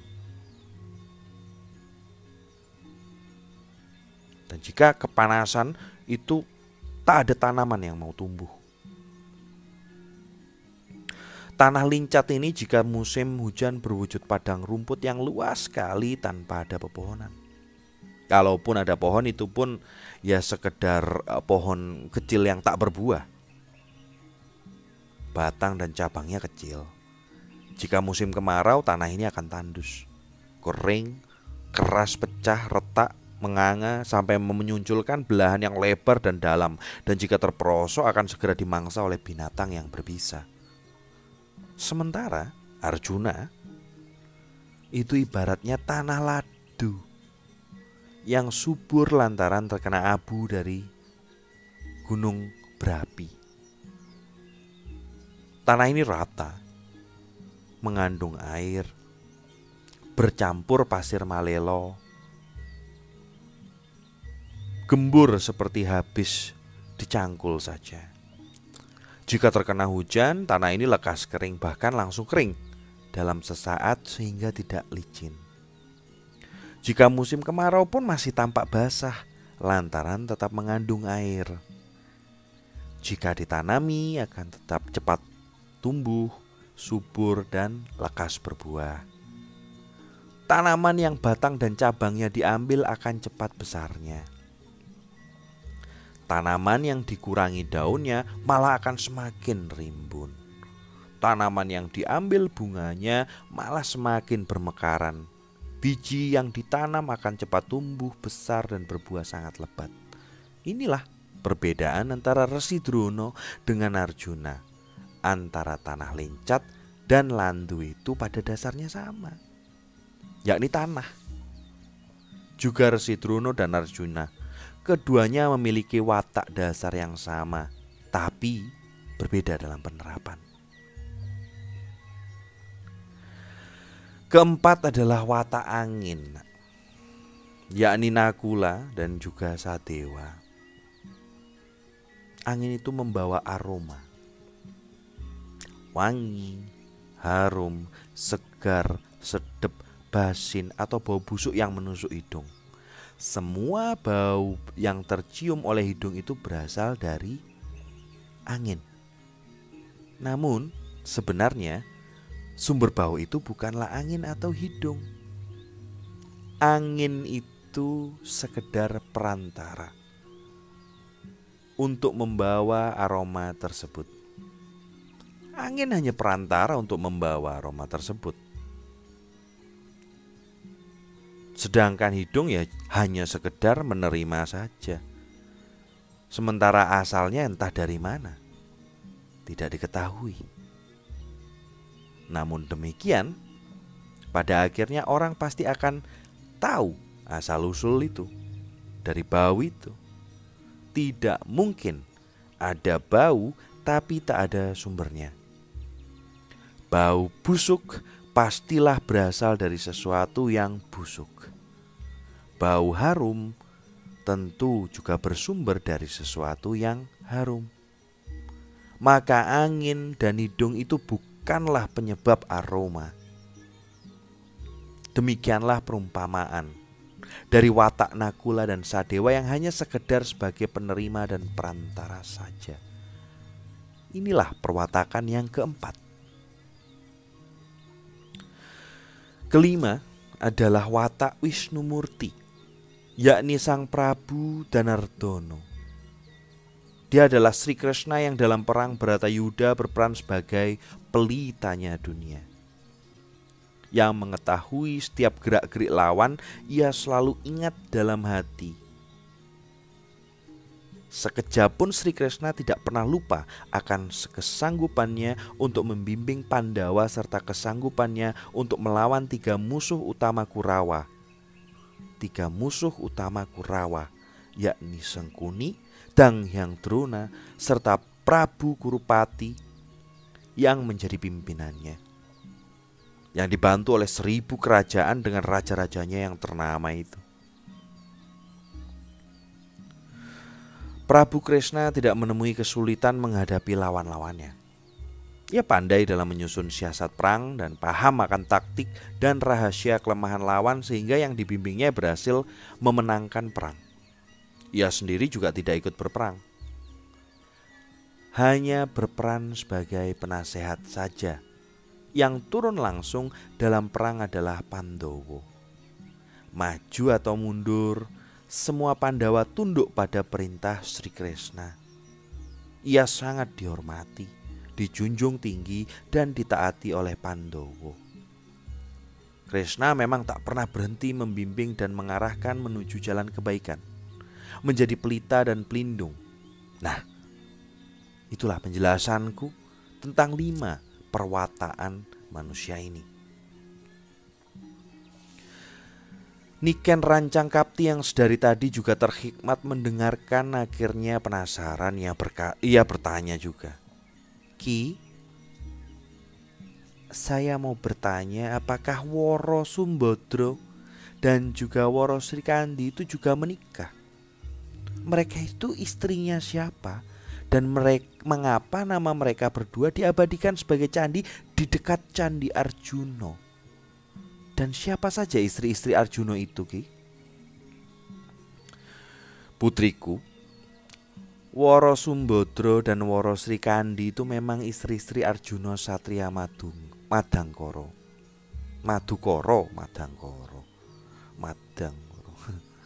Sang Dananjaya. Istri Arjuna yang disebutkan dalam kitab Wiwaha itu ada 5. Semuanya cantik. Yang 3 putri raja dan yang 2 putri pertapa. Mereka itu bisa menjadi teladan bagi para perempuan lainnya. Dan kebaikannya diakui oleh sang suami. Adapun sifat dan perwatakan mereka adalah seperti berikut ini. Yang tertua adalah Woro Sumbodro. Ia adalah putri Basudewa yang bertahta di Mandura. Wajahnya cantik menarik hati, parasnya manis, pandangan matanya lembut menawan. Penampilannya bersahaja, hatinya bersih bisa dipercaya, hanya saja kurang berbudi. Perawaannya langsing gemulai, kulitnya kuning langsat dan terawat karena sedari kecil hidupnya serba enak. Bersih terang meskipun ia tak terlalu suka berhias. Bila berjalan gemulai, sopan penuh tata krama, jarang berbicara, menebar senyum, kalau berbicara nadanya pelan dan juga lembut. Ia juga tak mau berkata kasar, mudah memaklumi, sabar dan pemaaf. Prinsip hidupnya adalah berbakti dan setia kepada suami, selalu menuruti kehendaknya. Terhadap madu-madunya, ia menempatkan diri sebagai saudara tua. Bersatu hati dengan mereka, tak pernah berselisih. Meskipun kurang berbudi, tapi hatinya tulus. Dia dilindungi oleh para bidadari karena dia adalah saudara yang Suman atau Wisnu. Lantaran inilah, maka Arjuna memperlakukan istri tertuanya ini dengan sangat hormat. Bahkan para madunya menganggap diri sebagai abdi di hadapan Woro Sumbodro ini. Dua kakaknya, yakni Prabu Krishna dan Baladewa, sangat mengasihi Dyah Sumbodro ini, adik perempuan satu-satunya. Dua raja ini sering mengirim utusan dengan membawa uang dan pakaian atau sekedar menanyakan kabar keselamatannya. Istri Arjuna yang kedua adalah Dyah Manuhara. Ia berasal dari pertapaan Tirtawahana. Putri Begawan Manikoro, istri kedua Arjuna ini juga sangat cantik sekali, bagaikan gambar yang diperindah. Matanya sipit, penampilannya tenang, elok dipandang, roman mukanya manis dan menarik hati. Jika berhias makin bertambah cantik. Tidak berhias saja sudah kelihatan cantik, bagaikan madu yang dipadatkan saja. Perawaannya tinggi langsing, beraroma wangi, kulit putih cemerlang, tampak bersinar memancarkan cahaya kuning bersih kehijau-hijauan, bagaikan sang surya yang tertutup awan. Ya, kekurangannya hanya sedikit, hanya dalam bersanggul saja kurang modis. Jadi kurang modis ceritanya ini. Namun apa saja yang dikenakannya sangat pantas dan layak. Semua sesuai dengan badannya yang ramping. Payudaranya besar sehingga pinggangnya terkesan tampak kekecilan, bagaikan lebah yang masih anak-anak. Tingkah lakunya itu menyenangkan hati, bagaikan bunga pandan. Bibirnya rapat seperti tangkupan gula, merah merekah laksana manggis yang terbelah. Jika tertawa tampaklah giginya yang baik, bak biji mentimun, koyo wiji timun. Rapat dan rapih, rata ujungnya putih mengkilap. Tutur katanya akrab dan manis, tingkah lakunya sangat memikat hati, dan dia bisa menempatkan diri di hadapan suami dan juga para madu dari suaminya. Ia juga ramah, pintar menanggapi pembicaraan orang lain sesuai dengan kedudukannya. Sopan santun, merendahkan diri, sama sekali tidak sombong dan angkuh. Lantaran ia adalah anak seorang pendeta, pertapa. Ya wajar kalau dia tahan lapar, kuat tidak tidur dan kuat duduk. Serta gemar melakukan pemujaan. Inilah sifat dan perwataan istri kedua sang Partha. Yang ketiga adalah Dewi Palupi, juga seorang putri pendeta, yakni Begawan Kanwa dari pertapaan Bukit Yasarata. Parasnya cantik, pandangan matanya itu bagaikan tunjung biru, wajahnya bersinar bagai boneka yang dihias. Perawaannya sedang dengan kulit putih semu kemerahan, menimbulkan gairah asmara bagi yang memandang.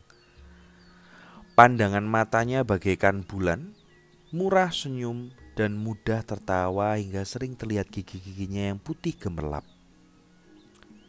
Ia berpembawaan tenang, dengan keramahan yang tulus, sangat mempesona saat menggigit bibir atau sedang memperlihatkan gigi. Dan bercahaya, laksana tetes embun yang terkena sinar matahari, bersinar bagaikan bintang yang berpindah tempat. Dadanya bidang dengan tubuh yang agak gemuk, sintal dengan payudara yang mengembang. Tingkah lakunya cekatan, gaya bicaranya luwes, sesekali diiringi dengan lirikan mata. Perilaku terhadap suaminya sangat baik, demikian pula dengan madu-madunya. Ia dapat melayani sesuai keinginan suami dan juga akur terhadap istri-istri suaminya yang lain. Juga oleh para dayang. Maka tidak mengherankan jika seluruh penghuni di istana Madukara menyayanginya bercampur segan kepadanya. Berikutnya adalah Dewi Gondowati, istri Arjuna yang keempat. Dia adalah permatanya dunia. Putri Prabu Arjuna Yana dari negeri Sriwedari. Wajahnya cantik, paras menawan dengan kulit putih bersih, berperawaan sedang, lemah gemulai bagaikan pucuk daun yang masih ranum. Warna kulitnya kuning bercahaya dengan roman anggun, tenang, sopan, berbudi santun, lembut, dan hati-hati bila ia bicara. Jarang dia tertawa, rambutnya lebat berwarna hitam-hitam semu kehijauan, anak rambutnya juga rimbun enak dipandang mata.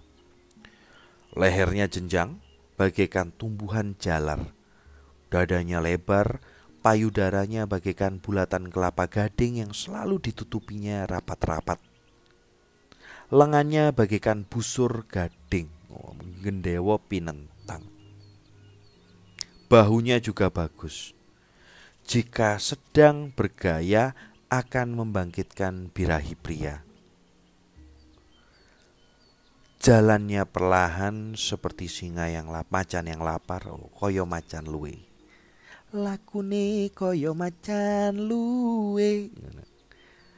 Lambungnya lentur, pinggangnya melenting bagaikan tunjung yang melenggang di atas air lalu menempuh arus. Tubuhnya wangi menebar aroma yang nyaman dan ia sangat mahir dalam berbagai pekerjaan wanita. Mengenakan dupa, boreh, dan wewangian. Semuanya itu ia pelajari dari para bidadari yang ia ajarkan pula kepada para madunya. Agar mereka ya bisa menjadi istri yang sama-sama bisa membahagiakan suami. Terakhir adalah istri kelima Arjuna, yakni Woro Srikandi dari negeri Cempalareja. Ia adalah putri Sri Prabu Drupada. Wajahnya sangat cantik. Kulit tubuhnya kuning bagaikan emas yang disepuh. Wajahnya merasuk ke dalam bulan purnama dan pandangan matanya manis namun ganas. Perawaannya langsing dengan tinggi sedang dan kalau berbicara itu nyaring, luwes tapi tegas yang menimbulkan gairah asmara. Hatinya tulus dan baik. Jika sedang menanggapi bicara, ia tak membalas menatap mata tapi ia memainkan bola matanya ke arah jari-jarinya. Merunduk namun awas. Dengan suaminya juga ia tundukkan wajah sembari seksama mendengar atau berbicara. Jika berbicara tampaklah gemerlap giginya bagaikan kilat yang tersambung.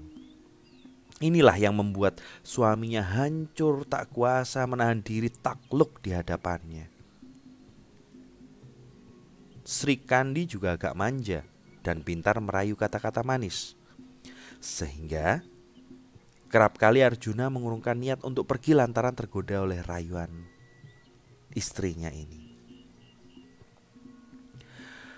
Woro Srikandi juga suka membaca kitab, mahir dalam melakukan aneka sekar atau tembang, terutama Sekarageng Wingsat Kandeh.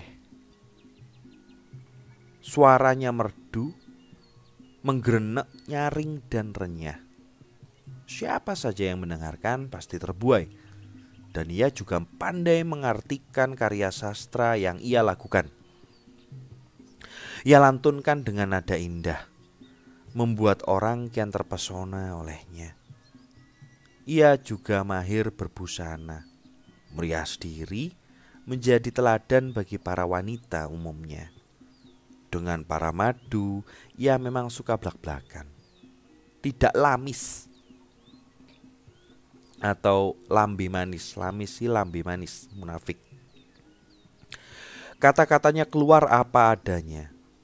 Namun ia berhati tulus dan ramah sehingga disayangi oleh para istri-istri Arjuna yang lainnya. Demikian pula dengan Arjuna, sang suami, itu amat mengasihinya. Woro Srikandi adalah menantu Dewi Kunti yang paling perhatian kepada ibu mertuanya. Paling sering memberi hadiah kepada Dewi Kunti.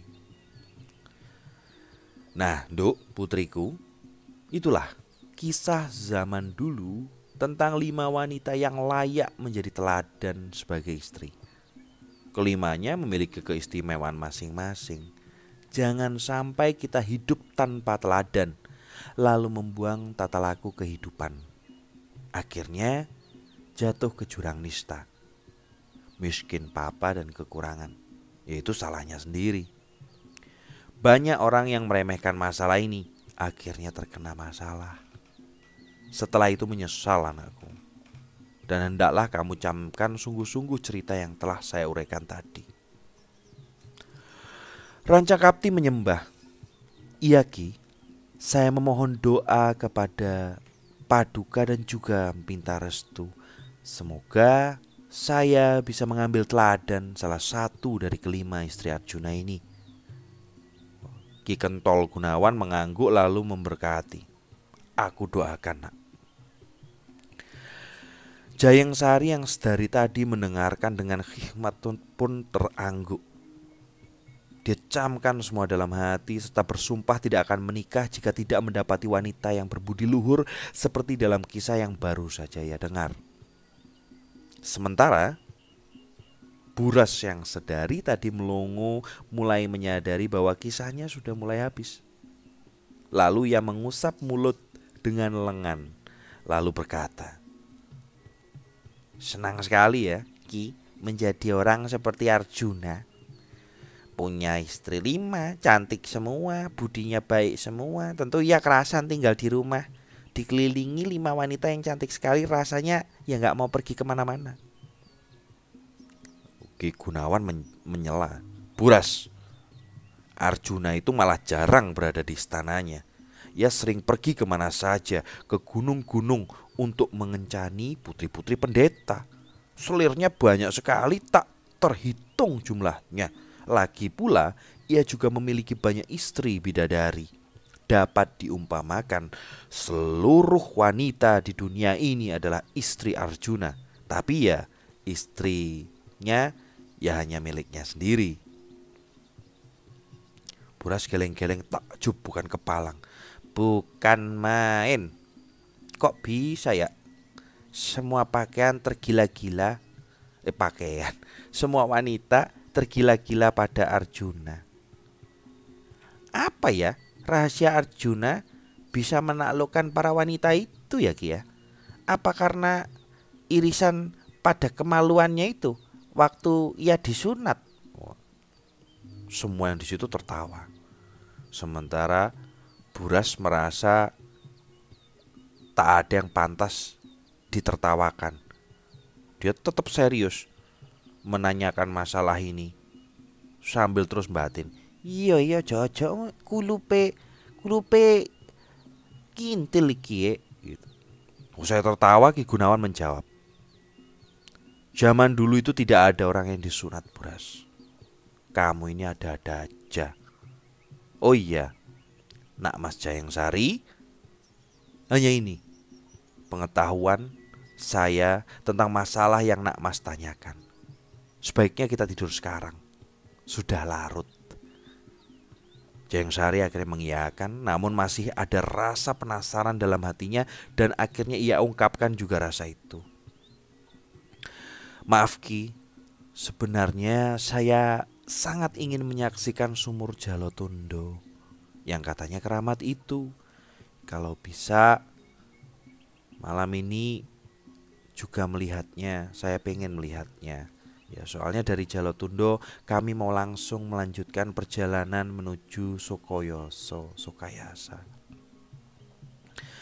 Ki Gunawan geleng-geleng tapi tak ada raut marah atau kesal. Dasar anak-anak muda ini. Tidak ada capeknya, tidak nggak ngantukan. Padahal kopi ya tadi kayaknya tidak banyak minumnya, tapi tak peduli bahaya. Kalau punya keinginan, sak tek sak nyet, minta segera dituruti, tapi ya sudah. Kita siapkan obor dan gayung dulu sebelum berangkat ke sana. Ki Gunawan meminta santrinya untuk menyiapkan obor-obor dan gayung, dan setelah siap mereka pun meninggalkan rumah malam-malam. Saat udara mencapai puncak-puncaknya dingin, semua menggigil namun hasrat untuk melihat sumur keramat itu begitu membara. Mengalahkan tikaman air malam, angin malam yang membekukan menyengat tulang. Dan sesampainya di sumur Jolotundo, Jayeng Sari, Rancang Kapti mengulurkan timba. Tak sampai satu uluran timba mereka terasa sudah penuh air. Mereka angkat dan dilihatnya. Ki, airnya penuh.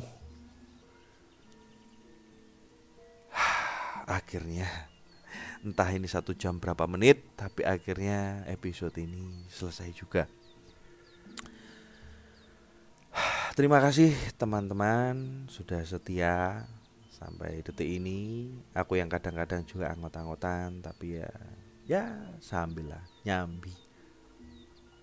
Kita belajar bersama. Episode ini sangat menarik, kita bisa banyak belajar. Lebih lagi tidak belajar untuk akhirnya menilai dari satu sisi saja. Ya kalau dipikir-pikir, gak usah dipikir sih, kalau direnungkan, itu tadi kan semua sifat-sifat yang ada di dalam diri kita semuanya. Semuanya itu ternyata ada dalam diri kita. Tinggal masalah fase kita ini lagi di titik mana. Ora usah balapan, ngopo cepet-cepetan nih ngopo. Santai saja. Nah, kawan-kawan, kita akan lanjut ke episode selanjutnya sebentar lagi. Cuman ya mungkin besok lah gitu. Matur nuwun, semoga kita semua selalu sehat, selamat, dan selalu dalam kondisi kebaikan apapun, dimanapun dan kapanpun. Matur nuwun, rahayu, rahayu, rahayu, hong.